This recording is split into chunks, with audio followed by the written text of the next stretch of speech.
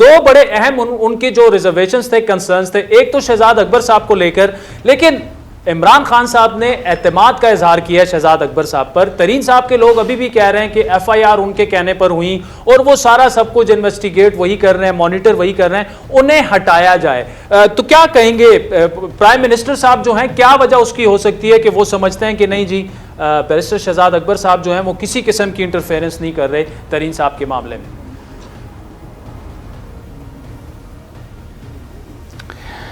देखिए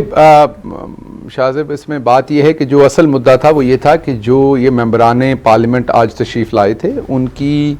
क्योंकि जैसा मैंने आपको कहा कि ये एक इन हाउस मीटिंग थी। इन हाउस मतलब कि हमारी अपनी पार्टी के तमाम लोग थे और ये अपनी पार्टी के चेयरमैन के साथ बात कर रहे थे कि उन्हें लगता है कि जहांगीर खान तरीन, जिनका बहुत ज़्यादा काम है पाकिस्तान तहरीक इंसाफ के लिए और इसमें कोई दो राय नहीं है कि उनके साथ ज़्यादती हो रही है, तो उसके उनके तमाम के बहुत ही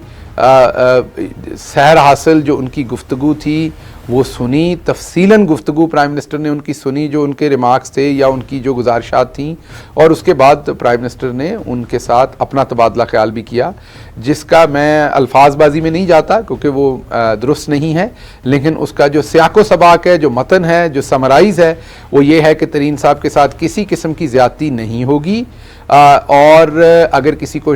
किसी किस्म का कोई शक है या किसी किस्म की कोई डर है कि उनको विक्टिमाइज़ किया जाएगा या किसी और को भी विक्टिमाइज़ किया जाएगा तो वो बिल्कुल नहीं किया जाएगा। उनके साथ सिर्फ इंसाफ होगा और कुछ नहीं होगा। अगर वो गिल्टी हुए इन्वेस्टिगेशन के पे तो तब भी इंसाफ होगा, अगर वो गिल्टी नहीं हुए तो तब भी इंसाफ होगा। तो सिर्फ और सिर्फ इंसाफ होगा। अच्छा डॉक्टर साहब, ये बताइए कि ये जो शुगर इंक्वायरी